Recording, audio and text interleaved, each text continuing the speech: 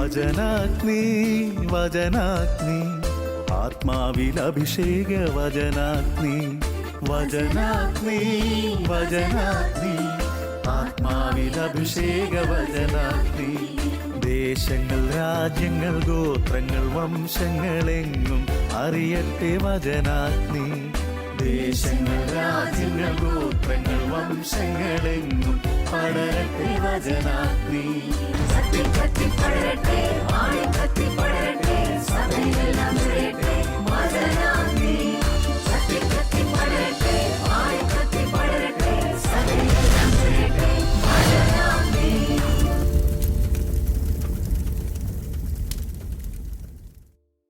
യേശുവിൽ അത്രയും സ്നേഹമുള്ള പ്രിയപ്പെട്ട ശാലോം പ്രേക്ഷകരെ, ഇന്ന് വചനാഗ്നി ശുശ്രൂഷയിൽ നിങ്ങളോട് സംസാരിക്കാനായിട്ട് ഞാൻ ആഗ്രഹിക്കുന്നത് പ്രാർത്ഥനയുടെയും പരിത്യാഗത്തിൻ്റെയും വിശുദ്ധിയുടെയും ഈ ദിവസങ്ങളിൽ പുണ്യ ദിവസങ്ങളിലൂടെ യാത്ര ചെയ്യുമ്പോൾ ഈശോയുടെ ആ പരിശുദ്ധ കുർബാനയുമായിട്ട് ബന്ധപ്പെട്ട ഒരു ചിന്തയാണ്.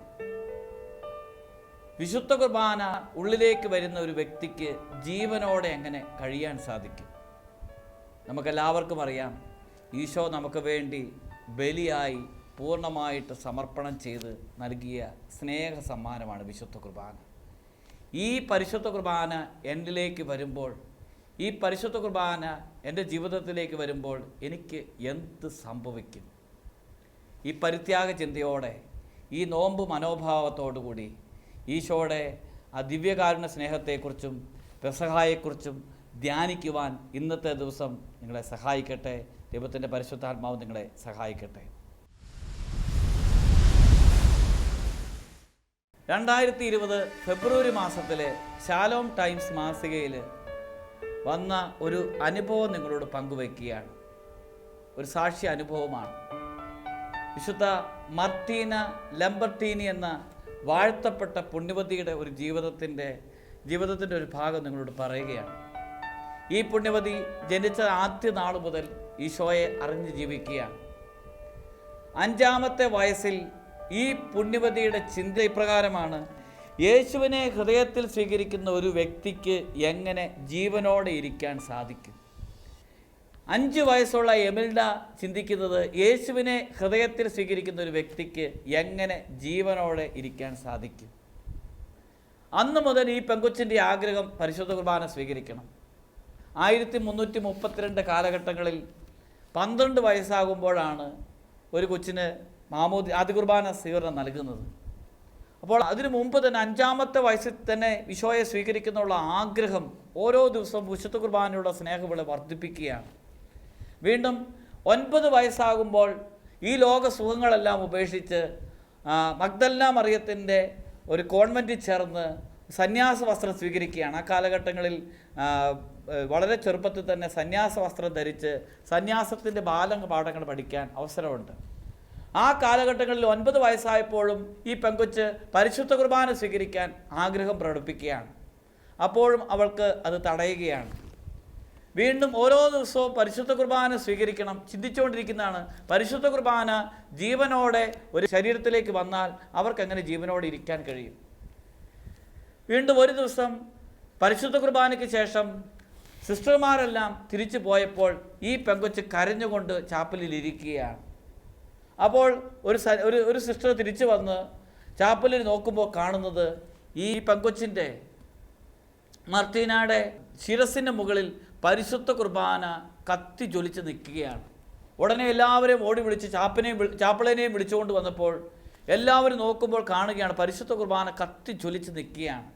അവർക്ക് മനസ്സിലായി പരിശുദ്ധ കുർബാന സ്വീകരിക്കണമെന്നുള്ള അതിയായ ആഗ്രഹം ഈശോ കണ്ട് ആ പരിശുദ്ധ കുർബാന ഇവളുടെ മുകളിൽ നിൽക്കുകയാണ്.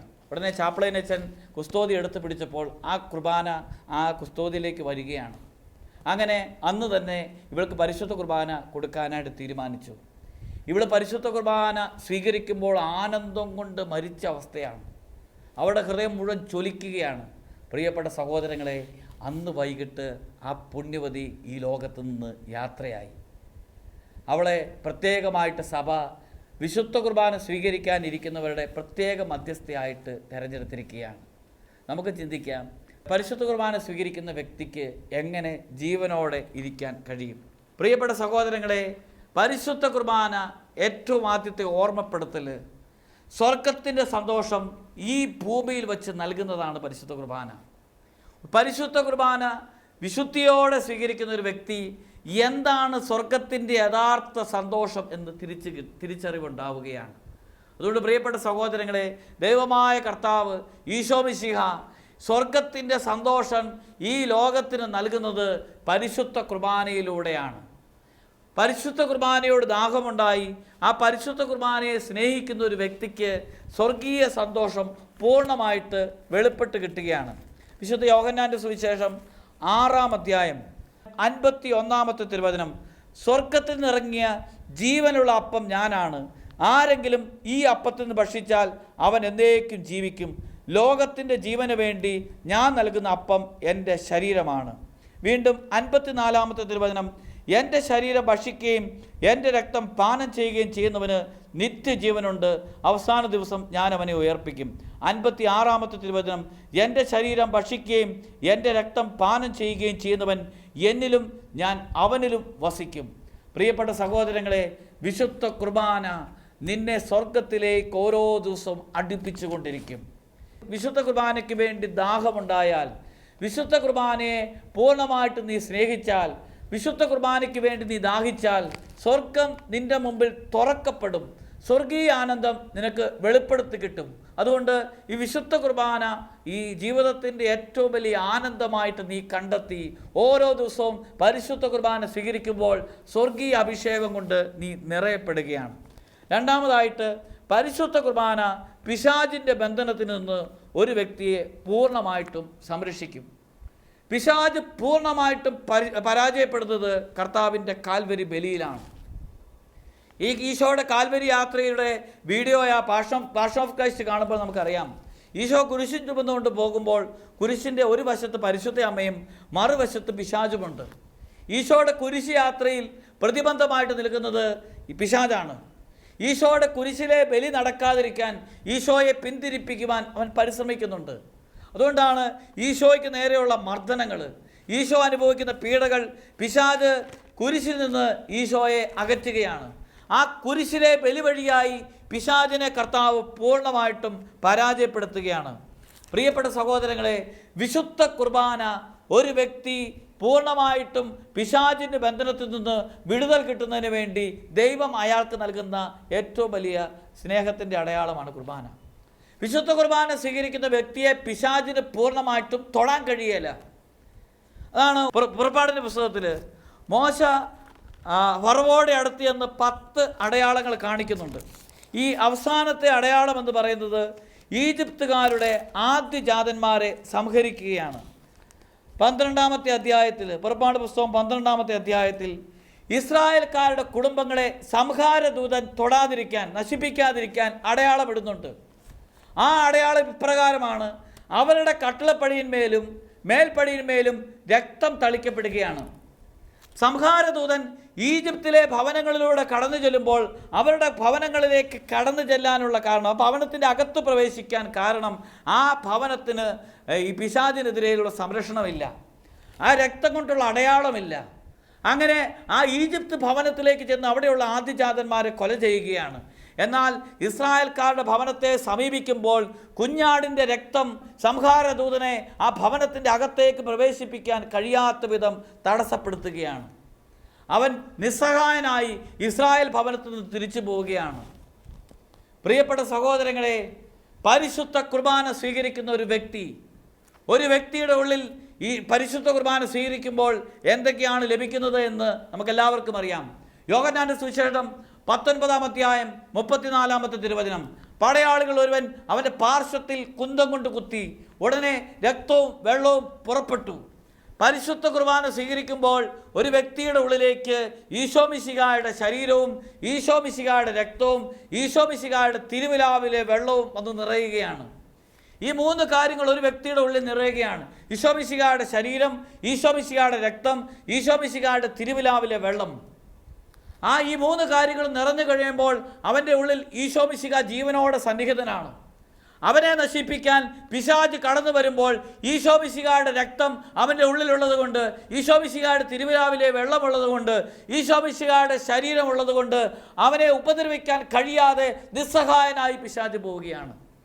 പ്രിയപ്പെട്ട സഹോദരങ്ങളെ, എങ്കിൽ വിശുദ്ധ കുർബാന ബോധപൂർവം മുടക്കുമ്പോൾ, വിശുദ്ധ കുർബാന സ്വീകരിക്കാതിരിക്കുമ്പോൾ നിനക്ക് പിശാചിനെ ചെറുത്ത് നിൽക്കാൻ ശക്തിയില്ലാതെ നിസ്സഹായനായി തീരുകയാണ്. പിശാച് നിന്നെ ഉപദ്രവിക്കുകയാണ്. അതുകൊണ്ട് പിശാചിന് ഏറ്റവും കൂടുതൽ വെറുപ്പ് വിശുദ്ധ കുർബാനയോടാണ്. നമുക്കെല്ലാവർക്കും അറിയാം, ബ്ലാക്ക് മാസ് പോലെയുള്ള സംഘടനകൾ കത്തോലിക്ക സഭയിലെ പരിശുദ്ധ കുർബാന എടുത്തുകൊണ്ട് സാത്താൻ ആരാധകർ പോകുന്നത് ഈ പരിശുദ്ധ കുർബാനയോടുള്ള അത്യധികമായിട്ടുള്ള വെറുപ്പുള്ളത് കൊണ്ടാണ്. അതുകൊണ്ടാണ് പരിശുദ്ധ കുർബാനയെ അവഹേളിക്കുവാനായിട്ട് അവർ ആഗ്രഹിക്കുന്നത്. തിരുവോസ്തി മോഷ്ടിച്ചുകൊണ്ട് പോവുകയാണ്. ഈ തിരുവോസ്തിയോട് വളരെ നീചമായിട്ട് അല്ലെങ്കിൽ വളരെ മോശമായിട്ട് അവർ പെരുമാറുകയാണ്. ഒരു മ്ലേച്ഛതയോടുകൂടി അവരിതിനെ കാണുകയാണ്. ഈ മ്ലേച്ഛതയായിട്ട് ഇതിൻ്റെ മുന്നിൽ പ്രവർത്തിക്കുകയാണ്. കാരണം ഈ പരിശുദ്ധ കുർബാനയോടുള്ള വെറുപ്പാണ്. സാത്താൻ ഏറ്റവും അധികം വെറുക്കുന്നത് പരിശുദ്ധ കുർബാനയാണ്. കാരണം യേശുക്രിസ്തു തൻ്റെ പ്രിയപ്പെട്ട മക്കളെ വീണ്ടെടുക്കുന്നത് പരിശുദ്ധ കുർബാന വഴിയാണ്. ഹെബ്രായ ലേഖനം 9-ാം അധ്യായം 12-ാമത്തെ തിരുവചനം, അവൻ അവിടെ പ്രവേശിച്ച് നിത്യരക്ഷ സാധിച്ചത് കോലാടുകളുടെയോ കാളക്കിടാങ്ങളുടെയോ രക്തം കൊണ്ടല്ല, മറിച്ച് തൻ്റെ തന്നെ രക്തം കൊണ്ടാണ്. കോലാടുകളുടെ രക്തം തളിക്കുന്നതും പശുക്കിടാങ്ങളുടെ ഭസ്മം തളിക്കുന്നതും വിതറുന്നതും അശുദ്ധരെ ശാരീരികമായിട്ട് ശുദ്ധീകരിക്കാൻ കഴിയും. എന്നാൽ നിത്യാത്മാവ് മൂലം തന്നെ സമർപ്പിക്കപ്പെട്ട ക്രിസ്തുവിൻ്റെ രക്തം ജീവിക്കുന്ന ദൈവത്തെ ശുശ്രൂഷിക്കുവാൻ നമ്മുടെ അന്തരംഗങ്ങളെ എത്ര അധികമായി നിർജീവ പ്രവൃത്തികളിൽ നിന്ന് വിമുക്തമാക്കുകയില്ല. യേശുക്രിസ്തുവിൻ്റെ രക്തം നിന്നെ പിശാചിൻ്റെ എല്ലാ ഉപദ്രവങ്ങളും സംരക്ഷിക്കുകയാണ്. അതുകൊണ്ട് പ്രിയപ്പെട്ട മാതാപിതാക്കന്മാരെ, നിങ്ങൾ ദേവാലയത്തിൽ പോവുകയും നിങ്ങളുടെ മക്കളെ ദേവാലയത്തിൽ പറഞ്ഞു വിടുകയും കുടുംബം ഒന്നായിട്ട് ദേവാലയത്തിൽ പോവുകയും അനുദിനം പരിശുദ്ധ കുർബാന സ്വീകരിക്കുന്നതിന് ഉത്സാഹം കാണുകയും ചെയ്യണം. കാരണം നിങ്ങൾക്ക് ദൈവിക സംരക്ഷണം പൂർണ്ണമായിട്ട് ലഭിക്കുകയാണ്. പിശാചിൻ്റെ ഉപദ്രവങ്ങളെ ചെറുത്തു നിൽക്കുവാനുള്ള ഒരു ആത്മീയ ശക്തി ലഭിക്കുകയാണ്. മൂന്നാമതായിട്ട്, പരിശുദ്ധ കുർബാന നിന്നെ ക്രിസ്തുവിനോട് ചേർത്ത് നിർത്തും.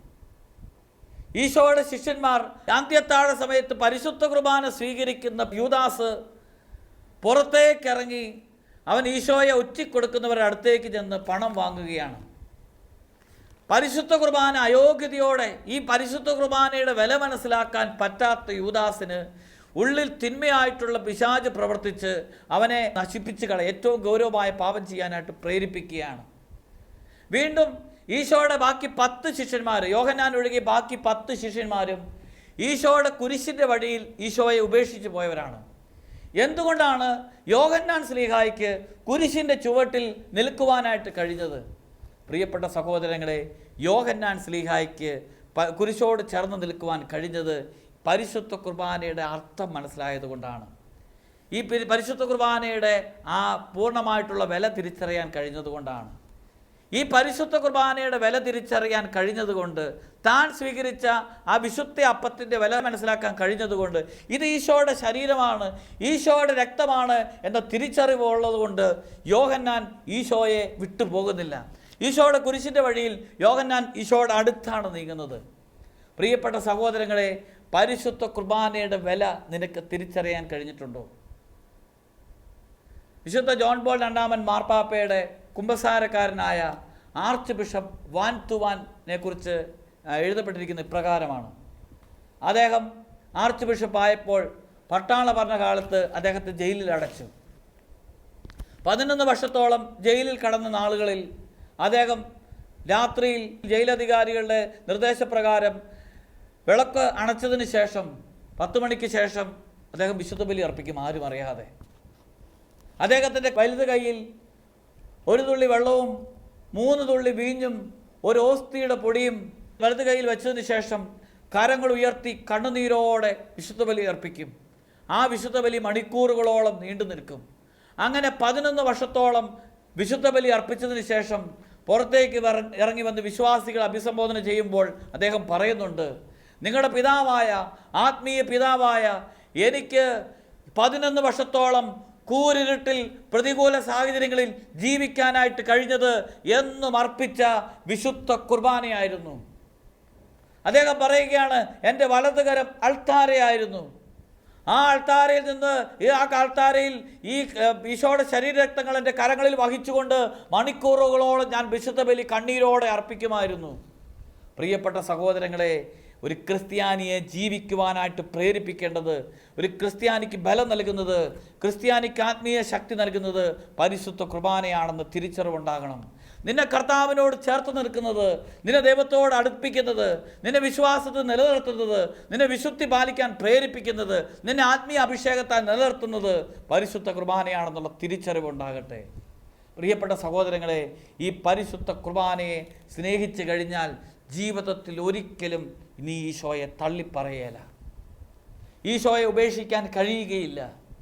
പ്രിയപ്പെട്ട സഹോദരങ്ങളെ, ഈ വിശുദ്ധ കുർബാനയുടെ വില നിനക്ക് മനസ്സിലാകണം. ഒരു ദിവസം ദേവാലയത്തിൽ പോകാൻ ഉത്സാഹത്തോടെ നീ ആഗ്രഹിച്ചു പോയി നീ സ്വീകരിക്കുന്ന വിശുദ്ധ കുർബാനയുടെ വില തിരിച്ചറിയുമ്പോഴാണ് നിന്റെ ജീവിതത്തിൻ്റെ ആ അർത്ഥവും ദൈവത്തിൻ്റെ സ്നേഹത്തിൻ്റെ ആഴവും മനസ്സിലാക്കാൻ കഴിയുന്നത്. അതുകൊണ്ടാണ് എഫേസ്യർക്കാർക്ക് എഴുതിയ ലേഖനം 3-ാം അധ്യായം 18-ാമത്തെ തിരുവചനം, എല്ലാ വിശുദ്ധരോടുമൊപ്പം ക്രിസ്തുവിൻ്റെ സ്നേഹത്തിൻ്റെ നീളവും വീതിയും ഉയരവും ആഴവും ഗ്രഹിക്കാൻ നിങ്ങൾക്ക് ശക്തി ലഭിക്കട്ടെ. പരിശുദ്ധ കുർബാന വിശ്വാസത്തോടെ സ്വീകരിക്കുന്ന ഒരു വ്യക്തിക്ക് ഈശോയുടെ സ്നേഹത്തിൻ്റെ ആഴം, നീളം, വീതിയും എല്ലാം മനസ്സിലാക്കുവാനുള്ള കൃപ കിട്ടുകയാണ്. ഈശോ എത്രമാത്രം സ്നേഹിക്കുന്നു എന്ന് തിരിച്ചറിവുണ്ടാവുകയാണ്. പ്രിയപ്പെട്ട സഹോദരങ്ങളെ, ഈശോയുടെ സ്നേഹത്തിൻ്റെ ആഴം, ഈശോയുടെ സ്നേഹത്തിൻ്റെ ആ വലിപ്പം നീ പൂർണ്ണമായിട്ട് തിരിച്ചറിഞ്ഞാൽ ഒരു നിമിഷം പാപത്തിൽ ജീവിക്കാൻ കഴിയുകയില്ല. അതുകൊണ്ടാണ് നീ സ്വീകരിക്കുന്ന പരിശുദ്ധ കുർബാനയുടെ മൂല്യം നീ തിരിച്ചറിഞ്ഞിട്ടുണ്ടോ? ജീവിക്കുന്ന കാലഘട്ടത്തിൽ ദൈവം നൽകുന്ന ഓരോ അവസരങ്ങളിലും വിശുദ്ധ കുർബാന നീ മുടക്കരുത്. പ്രിയപ്പെട്ട സഹോദരങ്ങളെ, ഒരു പരിശുദ്ധ കുർബാന മുടക്കാനുള്ള കാരണങ്ങൾ നീ പരിശോധിക്കണം. ഒരു പക്ഷേ നീ പറയും, എനിക്ക് വിവാഹത്തിൻ്റെതായിട്ടുള്ള കാര്യങ്ങളുണ്ട്, യാത്രയ്ക്ക് പോകാനുണ്ട്, ബിസിനസ്സുണ്ട്, ഭൗതികമായിട്ടുള്ള പല കാര്യങ്ങളുണ്ട്. പക്ഷേ വിശുദ്ധ കുർബാനയുമായിട്ട് തട്ടിച്ചു നോക്കുമ്പോൾ നീ കാണുന്ന തടസ്സങ്ങൾ വളരെ നിസ്സാരമാണ് എന്ന് നിനക്ക് വെളിപ്പെടുത്തി കിട്ടും. അതുകൊണ്ട് വിശുദ്ധ കുർബാനയ്ക്ക് വേണ്ടി നീ ആഗ്രഹിക്കുക, വിശുദ്ധ കുർബാനയ്ക്ക് വേണ്ടി ദാഹിക്കുക, ഒരു വിശുദ്ധ കുർബാനയെ പൂർണ്ണമായിട്ട് സ്നേഹിക്കുക. ഈ വിശുദ്ധ കുർബാന പൂർണ്ണമായിട്ട് നിൻ്റെ ജീവിതത്തിലേക്ക് കടന്നു വരുമ്പോൾ ദൈവത്തിൻ്റെ കൃപ നീ പൂർണ്ണമായിട്ടും അനുഭവിക്കും. അതുകൊണ്ട് വിശുദ്ധ കുർബാന ഒരു വിശ്വാസിക്ക് ദൈവത്തിൻ്റെ സ്നേഹത്തിൻ്റെ ആഴം വെളിപ്പെടുത്തി കിട്ടുകയാണ്. വീണ്ടും പറയുകയാണ്, വിശുദ്ധ കുർബാന യോഗ്യതയോടുകൂടി സ്വീകരിക്കുമ്പോൾ വിശുദ്ധിയുടെ ശക്തി നിനക്ക് വെളിപ്പെടുത്തി കിട്ടും. വിശുദ്ധ കുർബാന യോഗ്യതയോടുകൂടി സ്വീകരിക്കുമ്പോൾ വിശുദ്ധിയുടെ ആ ശക്തി, വിശുദ്ധിയുടെ വില നിനക്ക് വെളിപ്പെടുത്തി കിട്ടും. നമ്മളെല്ലാവരും വായിക്കുന്ന ഒരു ഭാഗമാണ് മത്തായിയുടെ സുവിശേഷം 12-ാം അധ്യായം 3-ാമത്തെ തിരുവചനം. വിശന്നപ്പോൾ ദാവീദും അനുചരന്മാരും എന്തു ചെയ്തു? അവർ കാഴ്ചയപ്പം, പുരോഹിതന്മാർ മാത്രം ഭക്ഷിക്കുന്ന കാഴ്ചയപ്പം ഭക്ഷിച്ചു എന്ന് നമ്മൾ വായിക്കുന്നുണ്ട്. അതിൻ്റെ പഴയ നിയമഭാഗത്ത് 1 സാമുവേലിൻ്റെ പുസ്തകം 21-ാമത്തെ അധ്യായം 5-ാമത്തെ തിരുവചനം, ദാവീദ് രാജാവ് സാവൂളിനെ ഭയന്ന് രഹസ്യ ജീവിതം നയിക്കുകയാണ്. ഭക്ഷണം പോലും കഴിക്കാതെ രാത്രികളിലാണ് യാത്ര ചെയ്തത്. സാവൂൾ ദാവീദിനെ കൊല്ലാൻ നടക്കുകയാണ്. അങ്ങനെ ഭയത്തോടും ദാരിദ്ര്യത്തോടും കൂടെ നടക്കുന്ന യാത്രയിൽ ഒരു ദിവസം അദ്ദേഹം നോബിൽ പുരോഹിതനായ അഹിമേലെക്കിൻ്റെ അടുക്കൽ ചെല്ലുകയാണ്. അഹിമേലെക്ക് സംഭ്രമത്തോടെ ദാവീദിനോട് എതിരേറ്റുകൊണ്ട് ചോദിച്ചു, നീ എന്താണ് തനിച്ച്, കൂടെ ആരുമില്ലേ? ദാവീദ് പറഞ്ഞു, രാജാവ് ഒരു കാര്യം എന്നെ ഏൽപ്പിച്ചിരിക്കുന്നു. ഞാൻ നിന്നെ ഏൽപ്പിച്ചയക്കുന്ന കാര്യം ആരും അറിയരുതെന്ന് എന്നോട് കൽപ്പിച്ചിട്ടുണ്ട്. എൻ്റെ ഭൃത്യന്മാരോട് ഇന്ന സ്ഥലത്ത് വരണമെന്ന് ഞാൻ ഏർപ്പാട് ചെയ്തിട്ടുണ്ട്. ആകയാൽ അങ്ങയുടെ കൈവശം എന്തുണ്ട്? എനിക്ക് 5 അപ്പം തരിക, അല്ലെങ്കിൽ ഉള്ളതാകട്ടെ. പുരോഹിതൻ ദാവീദിനോട് പറഞ്ഞു, കാഴ്ച അപ്പമല്ലാതെ മറ്റൊന്നുമില്ല. ഉടനെ പുരോഹിതൻ ചോദിക്കുകയാണ്, വിശുദ്ധ അപ്പമല്ലാതെ സാധാരണ അപ്പം എൻ്റെ കൈവശമില്ല.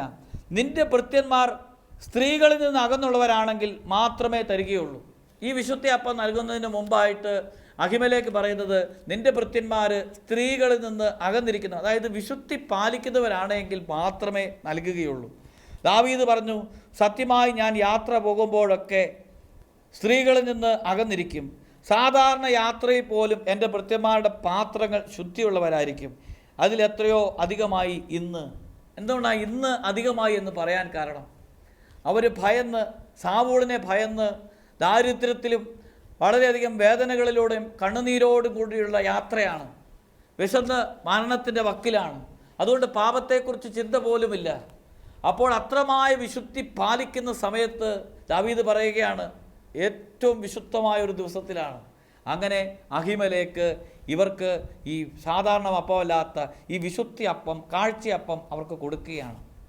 അതവർ ഭക്ഷിക്കുകയാണ്. അവർ ശക്തി പ്രാപിക്കുകയാണ്. ഹല്ലേലൂയ. പ്രിയപ്പെട്ട സഹോദരങ്ങളെ, പരിശുദ്ധ കുർബാന നിന്നെ ശക്തിപ്പെടുത്തും. പരിശുദ്ധ കുർബാന നിനക്ക് ആത്മീയ ശക്തി ലഭിക്കും. പരിശുദ്ധ കുർബാന നിനക്ക് ആത്മീയ ബലം നൽകും. ഏത് സാഹചര്യങ്ങളെയും അതിജീവിക്കുവാൻ നിനക്ക് ബലം നൽകും. വചനത്തിൽ ഇപ്രകാരം എഴുതിയിട്ടുണ്ട്. തിമോത്തിയോസിൻ്റെ 2-ാം ലേഖനം 2-ാം അധ്യായം 21-ാമത്തെ തിരുവചനം. ഒരുവൻ നികൃഷ്ടമായ അവസ്ഥയിൽ നിന്ന് തന്നെ തന്നെ ശുദ്ധീകരിക്കുന്നെങ്കിൽ അവൻ ശ്രേഷ്ഠമായ ഉപയോഗത്തിന് പറ്റിയതും ഗ്രഹനാഥന് പ്രയോജനകരവും ഏതൊരു നല്ല കാര്യത്തിനും ഉപയോഗ്യവുമായ വിശുദ്ധമായ പാത്രമാകും. അതിനാൽ യുവസഹജമായ മോഹങ്ങളിൽ നിന്ന് ഓടി അകലുക. ഒരുവൻ നികൃഷ്ടമായ അവസ്ഥയിൽ നിന്ന് തന്നെ തന്നെ ശുദ്ധീകരിക്കുക, തന്നെ തന്നെ ശുദ്ധീകരണം നടത്തുക. പ്രിയപ്പെട്ട സഹോദരങ്ങളെ, പരിശുദ്ധ കുർബാനയെക്കുറിച്ചുള്ള ചിന്ത നിനക്കൊരു വലിയ ശുദ്ധീകരണത്തിലേക്ക് നയിക്കുന്നതിന് കാരണമായിട്ട് തീരണം. കാരണം നീ പരിശുദ്ധ കുർബാന സ്വീകരിക്കാനുള്ള വ്യക്തിയാണ്. നീ കുർബാന സ്വീകരിക്കാൻ വിളിക്കപ്പെട്ട വ്യക്തിയാണ്. നാളെ ഒരു കുർബാനയുണ്ട്, അത് കുർബാന സ്വീകരിക്കാൻ വിളിക്കപ്പെട്ടു എന്ന ബോധ്യം പാപത്തിൽ നിന്ന് നിന്നെ ഓടി അകറ്റണം. ആ ബോധ്യം കിട്ടിക്കഴിയുമ്പോൾ, പ്രിയപ്പെട്ട സഹോദരങ്ങളെ, പരിശുദ്ധ കുർബാനയുടെ വിലയെക്കുറിച്ച് ബോധ്യം കിട്ടിക്കഴിയുമ്പോൾ നിനക്കൊരിക്കലും പാപത്തിൽ ജീവിക്കാൻ കഴിയുകയില്ല. അതുകൊണ്ടാണ് വിശുദ്ധ മരിയകുരേത്തി ആദ്യ കുർബാന സ്വീകരിക്കുമ്പോൾ, ആ ആദ്യ കുർബാന സ്വീകരണ സമയത്ത് അവളെക്കുറിച്ച് എഴുതിയിരിക്കുന്ന ഇപ്രകാരമാണ്: അന്ന് ദേവാലയത്തിൽ നിന്ന് എല്ലാവരും കാണുകയാണ്, ഒരു വിശുദ്ധ നാവ് നീട്ടുന്നത് പോലെയാണ് മരിയകുരേത്തി നാവ് നീട്ടുന്നത്. ഈ വിശുദ്ധ കുർബാന സ്വീകരണത്തിന് ഞാൻ കൊടുക്കുന്ന വില എന്താണ്? ഈ വിശുദ്ധ കുർബാന സ്വീകരണത്തെ ഞാൻ എത്രമാത്രം മതിക്കുന്നുണ്ട്? ഈ വിശുദ്ധ കുർബാന സ്വീകരണത്തിന് എത്രമാത്രം ഉത്സാഹം എനിക്കുണ്ട്? ഒരു കുർബാനയെ നിങ്ങൾ എത്രമാത്രം സ്നേഹിക്കുന്നുണ്ട്? ഒരു പരിശുദ്ധ കുർബാനയ്ക്ക് വേണ്ടി നിങ്ങൾ എത്രമാത്രം വില കൊടുക്കുന്നുണ്ട്? പ്രിയപ്പെട്ട സഹോദരങ്ങളെ, പരിശുദ്ധ കുർബാനയുടെ വില നിനക്ക് അറിയണമെങ്കിൽ പരിശുദ്ധ കുർബാന നിനക്ക് നിഷേധിക്കണം. പലപ്പോഴും പലർക്കും നിഷേധിക്കപ്പെടുന്ന സാഹചര്യങ്ങൾ ഉണ്ടാകാറുണ്ട് ചില മാരകമായ പാപങ്ങളിൽ. പക്ഷേ ഒരാൾക്ക് വിശുദ്ധ കുർബാന നിഷേധിക്കപ്പെടുമ്പോൾ ഇതിൻ്റെ മൂല്യം അറിയാൻ കഴിയുകയുള്ളൂ. നീ എന്നും സ്വീകരിക്കുന്ന പരിശുദ്ധ കുർബാനയുടെ വില നിനക്ക് അറിയാൻ കഴിഞ്ഞിട്ടുണ്ടോ? ഈ പരിശുദ്ധ കുർബാനയുടെ വില തിരിച്ചറിഞ്ഞാൽ എന്നും ഉത്സാഹത്തോടെ നീ അത് സ്വീകരിക്കും. ഈ വിശുദ്ധ കുർബാന സ്വീകരിക്കുന്നതിന് നിനക്ക് ഉത്സാഹം ഉണ്ടാകണം. ഈ വിശുദ്ധ കുർബാന നിന്നെ വിശുദ്ധിയിലേക്ക് കൂടുതൽ നയിക്കണം. ഈ വിശുദ്ധ കുർബാന യോഗ്യതയോടെ സ്വീകരിക്കുമ്പോൾ നിന്നെ ആത്മീയമായിട്ട് ശക്തി പ്രാപിക്കും. വീണ്ടും അടുത്ത കാര്യം എന്ന് പറയുന്നത്, പരിശുദ്ധ കുർബാന അയോഗ്യതയോടുകൂടി സ്വീകരിക്കുമ്പോൾ, പരിശുദ്ധ കുർബാന പാപത്തോട് സ്വീകരിക്കുമ്പോൾ നീ രോഗിയായി തീരുകയാണ്, നീ ദുർബലനായി തീരുകയാണ്, നിന്റെ ശക്തി മുഴുവൻ ചോർന്നു പോവുകയാണ്. കൊരിന്തോസുകാർക്ക് എഴുതിയ 1-ാം ലേഖനം 11-ാം അധ്യായം 27 മുതലുള്ള തിരുവചനങ്ങൾ. തന്മൂലം ആരെങ്കിലും അയോഗ്യതയോടെ കർത്താവിൻ്റെ അപ്പം ഭക്ഷിക്കുകയും പാത്രത്തിൽ നിന്ന് പാനം ചെയ്യുകയും ചെയ്താൽ അവർ കർത്താവിൻ്റെ ശരീരത്തിനും രക്തത്തിനുമെതിരെ തെറ്റ് ചെയ്യുന്നു. ആരെങ്കിലും അയോഗ്യതയോടുകൂടി സ്വീകരിച്ചാൽ അവർ കർത്താവിൻ്റെ ശരീരത്തിനും രക്തത്തിനുമെതിരായി പാപം ചെയ്യുന്നു. വീണ്ടും പറയുകയാണ്, അതിനാൽ ഓരോരുത്തരും ആത്മശോധന ചെയ്തതിന് ശേഷം ഈ അപ്പം ഭക്ഷിക്കുകയും പാത്രത്തിൽ നിന്ന് പാനം ചെയ്യുകയും ചെയ്യണം. പ്രിയപ്പെട്ട സഹോദരങ്ങളെ, ഓരോ പരിശുദ്ധ ബലിയിലും സംബന്ധിച്ച് പരിശുദ്ധ കുർബാന സ്വീകരിക്കാൻ ഒരുങ്ങുമ്പോൾ നീ ആത്മശോധന ചെയ്യണം. ഈ വിശുദ്ധ ദാനത്തെ, ദൈവത്തെ പൂർണ്ണമായിട്ട് സ്വീകരിക്കുവാനുള്ള യോഗ്യത നിനക്കിന്നുണ്ടോ? ഈ യോഗ്യത നിനക്കുണ്ടോ? ആ ഒരു ചിന്ത നിന്നെ വിശുദ്ധിയിലേക്ക് കൂടുതൽ നടത്തും. അത് വിശുദ്ധിയിലേക്ക് നീ അന്വേഷിക്കുന്നത് കുമ്പസാരക്കൂടാണ്. പ്രിയപ്പെട്ട സഹോദരങ്ങളെ, വിശുദ്ധ കുർബാന യോഗ്യതയോടുകൂടി സ്വീകരിക്കാൻ ആദ്യം അന്വേഷിക്കുന്നത് കുമ്പസാരക്കൂടാണ്, എൻ്റെ പാപജീവിതത്തെക്കുറിച്ചുള്ള ഓർമ്മ. അതുകൊണ്ട് വിശുദ്ധ കുർബാന വിശുദ്ധിയോടുകൂടിയാണ് സ്വീകരിക്കേണ്ടത്. വീണ്ടും അവസാനമായിട്ട് ഓർമ്മിപ്പിക്കുകയാണ്, സഹനത്തിൻ്റെ മൂല്യം നിനക്ക് വെളിപ്പെടുത്തി കിട്ടുന്നത് പരിശുദ്ധ കുർബാനയിലൂടെയാണ്. ഈശോയുടെ കുരിശിലെ മരണം നിൻ്റെ ജീവിതത്തിൽ അനുഭവിക്കുകയാണ് പരിശുദ്ധ കുർബാനയിലൂടെ. ഈ ദിനങ്ങളിൽ, ഈ വലിയ ആഴ്ചയിൽ ഈശോ കുരിശിൽ സഹിക്കുന്നതും പീഡ സഹിക്കുന്നതും ഈശോയെ മുറിവേൽപ്പിക്കുന്നതും ഈശോ കുരിശിൽ പീഡ സഹിച്ച് മരിക്കുന്നതും നിൻ്റെ ധ്യാന വിഷയമാകുമ്പോൾ ഓരോ കുർബാനയിലൂടെയും ഈശോയുടെ പീഡാനുഭവത്തിൻ്റെ മുദ്ര നിൻ്റെ ജീവിതത്തിലേക്ക് വരികയാണ്. പ്രിയപ്പെട്ട സഹോദരങ്ങളെ, സഹനത്തിനൊരു മൂല്യമുണ്ട്. എന്തിനാണ് സഹിക്കുന്നത്? എന്തിനാണ് ജീവിതത്തിൻ്റെ എല്ലാ സഹനങ്ങളെയും സ്വീകരിക്കേണ്ടത്? എന്തിനാണ് ഇത്രയും ഭാരങ്ങൾ ചുമക്കുന്നത്? എന്തിനാണ് നീ മറ്റുള്ളവർക്ക് വേണ്ടി ഇതെല്ലാം സഹിക്കേണ്ടത്? ഒറ്റ കാര്യം മാത്രം, വിശുദ്ധ കുർബാനയോടുള്ള സ്നേഹം. വിശുദ്ധ കുർബാനയോടുള്ള സ്നേഹം സഹിക്കാനായിട്ട് നിന്നെ ശക്തിപ്പെടുത്തും. വിശുദ്ധ കുർബാനയോടുള്ള സ്നേഹം നിന്നെ തന്നെ വിളമ്പിക്കൊടുക്കാൻ നിന്നെ പ്രേരിപ്പിക്കും. വിശുദ്ധ കുർബാനയോടുള്ള സ്നേഹം നിന്റെ കണ്ണുനീര് നിന്നെ പിടിച്ചു നിർത്തും. വിശുദ്ധ കുർബാനയോടുള്ള സ്നേഹം ഈ ലോകത്തിന് വേണ്ടി ജീവിക്കാതെ ദൈവത്തിന് വേണ്ടി എല്ലാം സ്വീകരിക്കാൻ നിന്നെ ശക്തിപ്പെടുത്തും. ഈ ലോകത്തെ നീ സ്നേഹിക്കുന്നതിൻ്റെ കാരണം വിശുദ്ധ കുർബാനയെക്കുറിച്ചുള്ള അറിവില്ലാത്തത് കൊണ്ടാണ്. ഈ ലോകത്തെക്കുറിച്ചുള്ള ഓർമ്മ നിന്നെ പലപ്പോഴും വിശുദ്ധ കുർബാനയെ നകറ്റും. വിശുദ്ധനാകണമെങ്കിൽ വിശുദ്ധ കുർബാനയുടെ വില അറിയണം. അതുകൊണ്ട് വിശുദ്ധ കുർബാനയുടെ വില അറിഞ്ഞ് ജീവിക്കാൻ നമുക്ക് പരിശ്രമിക്കാം. കർത്താവേ, വിശുദ്ധ കുർബാനയുടെ ശക്തി എനിക്ക് വെളിപ്പെടുത്തി തരണമേ എന്ന് നമുക്ക് പ്രാർത്ഥിക്കാം.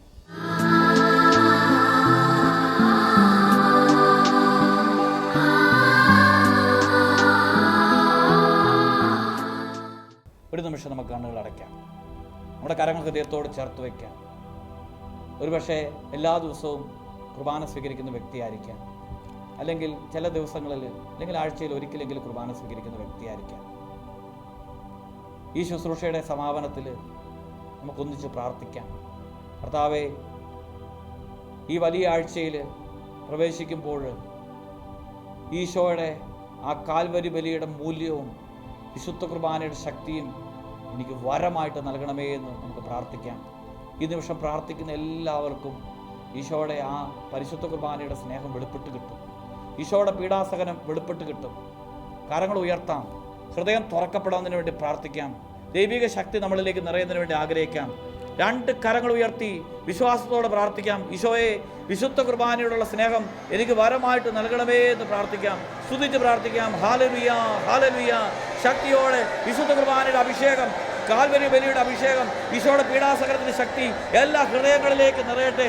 എല്ലാ ഹൃദയങ്ങളും ആത്മാവിനാൽ നിറയട്ടെ. വിശുദ്ധ കുർബാനയുടെ ശക്തിയാൽ, ഈശോയുടെ ആ പീഡാസഹനത്തിന്റെ യോഗ്യതയാൽ എല്ലാ ഹൃദയങ്ങൾക്കും ആത്മീയ ശക്തി നിറയട്ടെ. വിശുദ്ധമായ ജീവിതം നയിക്കുവാനും ഈശോയോടൊത്ത് ജീവിക്കുവാനും ശുശ്രൂഷ ജീവിതം നയിക്കുവാനും പ്രാർത്ഥനയിൽ ആഴപ്പെടുവാനും പരിത്യാഗ ജീവിതം നയിക്കുവാനും ഈ ആത്മീയ വിരുന്നിലൂടെ യേശുനാമത്തിന്റെ ശക്തിയാൽ നിങ്ങളിലേക്ക് ദൈവത്തിന്റെ ശക്തി ഇറങ്ങട്ടെ എന്ന് പ്രാർത്ഥിക്കുകയാണ്. പരിശുദ്ധാത്മാവ് നിറയട്ടെ എന്ന് പ്രാർത്ഥിക്കുകയാണ്. അഭിഷേകം ഒഴുകട്ടെ എന്ന് പ്രാർത്ഥിക്കുകയാണ്. ഹൃദയം തുറന്ന് കർത്താവിനെ സ്തുതിക്കട്ടെ. ഹല്ലേലൂയ, ഹല്ലേലൂയ. സ്തുതിക്കട്ടെ. ഹല്ലേലൂയ, ഹല്ലേലൂയ. ആരാധിക്കുന്നു ഈശോയെ. നന്ദി പറയുന്നു ഈശോയെ. നന്ദി. ഹല്ലേലൂയ, ഹല്ലേലൂയ, ഹല്ലേലൂയ, ഹല്ലേലൂയ.